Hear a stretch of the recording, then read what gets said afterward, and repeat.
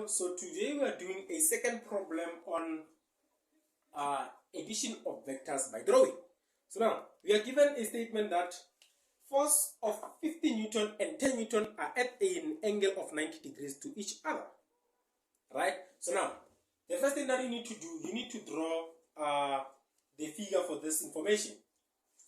If I was to draw the figure, what will I have? Something like this. Right? This is 15 Newton. Okay, let me just draw it well. Let me just show that they are not equal. This is 15 Newton. This is 10. Right?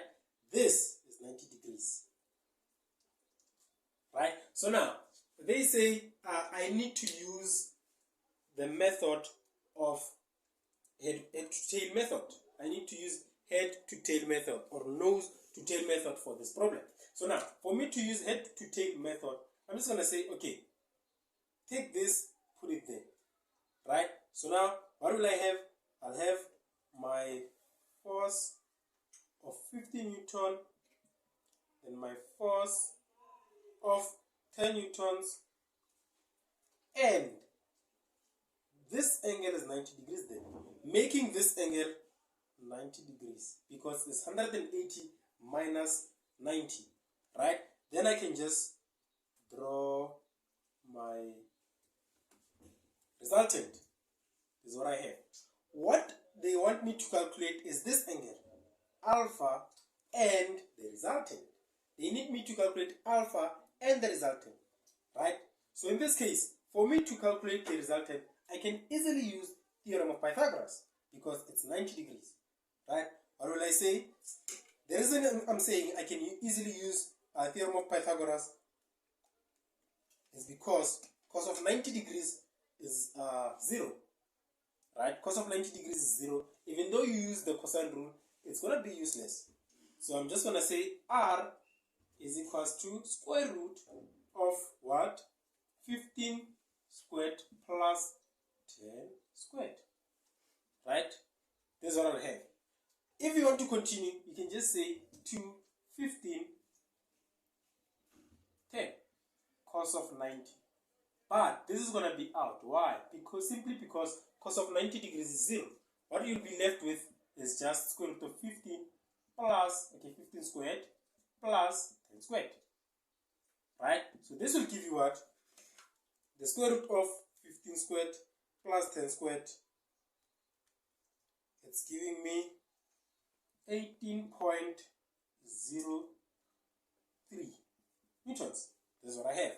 Now that I've calculated that, I can use one of how many? One of 3. I can use sine rule to calculate this. I can use cos, not sine rule, but I can use sine to calculate this. I can use cos to calculate this, and I can use tan to calculate this. But I'll go with tan. Why? Simply because if I made a mistake here, using tan won't affect my answer. But if I use sine or cos, this can affect my answer if it is wrong. Right? So now, what I'll say tan of alpha is equals to, what is my opposite? It's 15. What is my adjacent? Is 10. Then alpha is equals to tan inverse of 15 over 10. That's my solution. Tan inverse of 15 over 10. This gives me 56.31 degrees. That is what I have. Right? Even if I want to use sine, I'm still going to get the same thing. Let's try it. Let's try it and see. Okay, I'll say sine of alpha is equals to, what is my opposite? It's 50. What is my hypotenuse? It's 18.03. Then alpha is equals to sine inverse of 15 divided by 18.03. See what I get. 18.03.